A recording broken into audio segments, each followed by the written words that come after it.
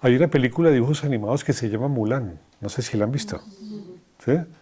En donde tácitamente se muestra cómo es de importante los antepasados en las tradiciones y en las culturas, en este caso de China, ¿no?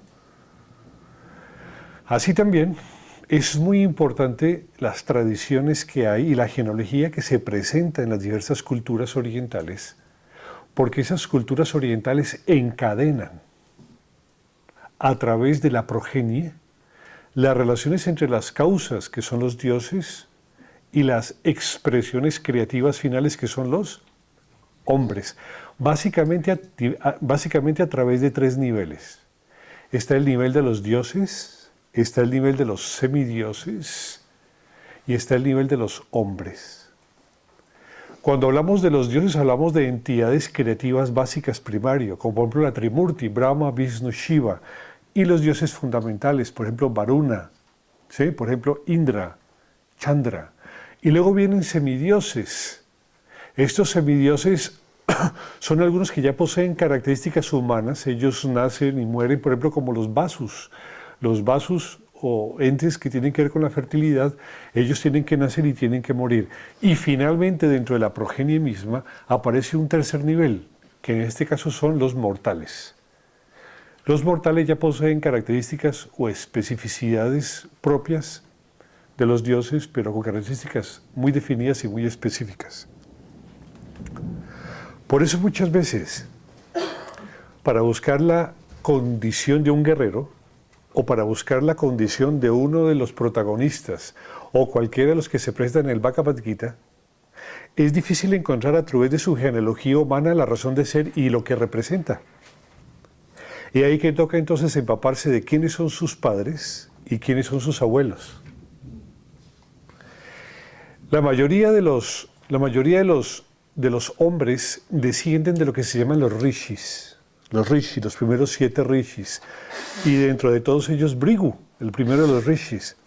Y así entonces que dentro de la divinidad, dentro de la genealogía de los dioses mismos, dentro de la manifestación que va a producir con los hombres, puesto que es que los dioses tienen que mezclarse con hombres, o simplemente las especificaciones de los dioses a través de los rishis generan la creación.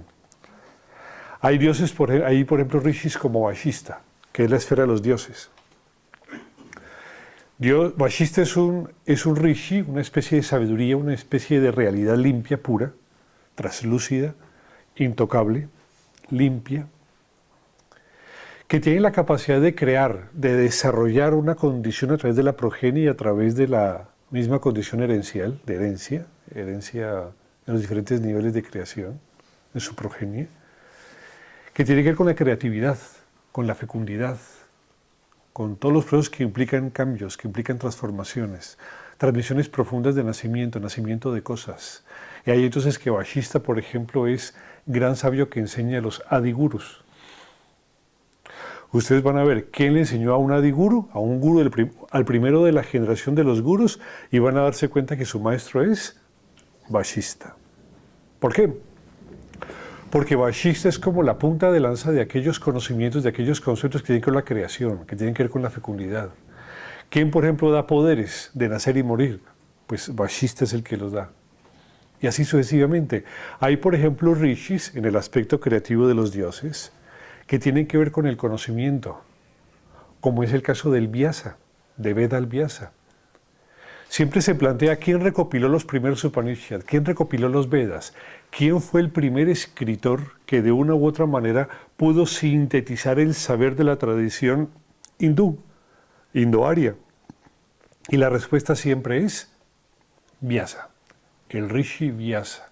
Y hay hasta historias de esto, la que yo les he contado alguna vez, en la que, por ejemplo, Ganesha, que es tirado por un coche, por un carro, que tiene como impulso un ratón. El ratón va empujando a Ganesha, que es un elefante.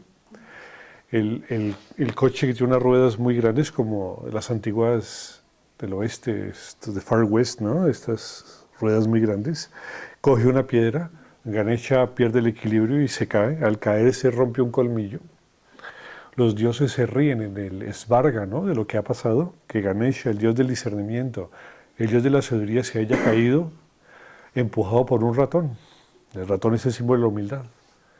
Ahí entonces Ganesha pues se pone furioso, lanza el colmillo contra el Svarga, contra los dioses que están asomados allá en el Svarga.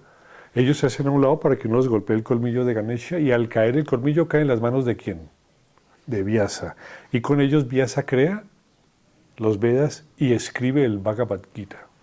Es decir, hay entidades humanas con condiciones divinas que reemplazan acepciones de los mismos dioses o que poseen cualidades esenciales de los dioses, que están en esta primera esfera de creación.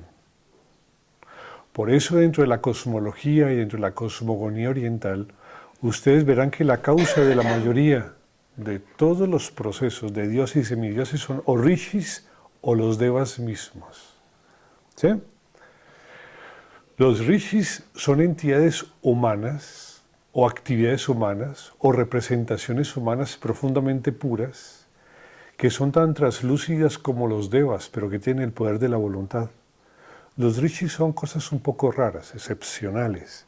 Y ahí es que ustedes pueden ver que los rishis se manejan por diferentes ambientes.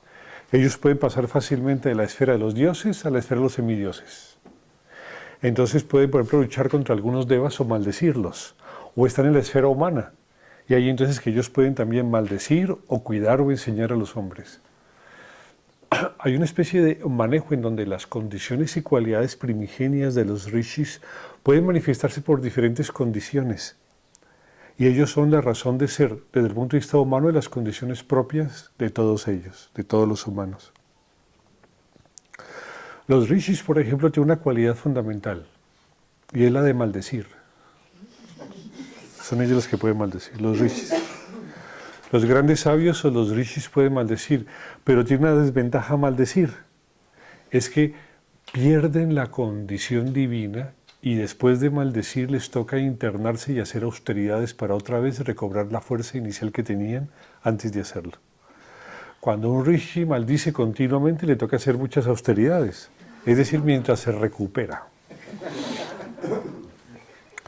Gran parte de la sorpresa que hay en esta tradición oriental se da en el hecho de que los seres humanos tienen un contacto directo con los semidioses y tienen un contacto directo con los dioses. Esto es parte de la tradición oriental. Esto es parte de la razón del Bhagavad Gita y es parte de la razón de la mayoría de las culturas que existen en Oriente y básicamente con la tradición hindú. Los humanos tienen un contacto continuo, constante y directo con los dioses. De tal manera que el mecanismo para producir consecuencias que los humanos desean de aquellos dioses que tienen los poderes esenciales para generar cambios se da a base de las austeridades. Una cosa que hacen los humanos son lo que se llaman los yajñas, los sacrificios, sacrificios físicos, sacrificios mentales, sacrificios éticos. Estos sacrificios, estas acciones limpias, estas acciones puras, tienen la capacidad de poder direccionar el esfuerzo que allí se produce para la obtención de algunos merecimientos especiales.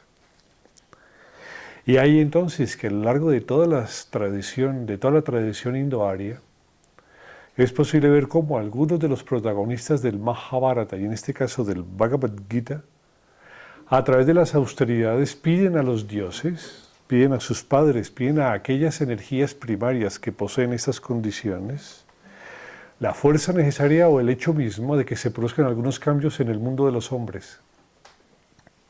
Y los dioses y los mismos rishis no tienen otra opción que otorgar esa capacidad de cambio, esos dones o esos dones, ¿no? Esos premios a los hombres.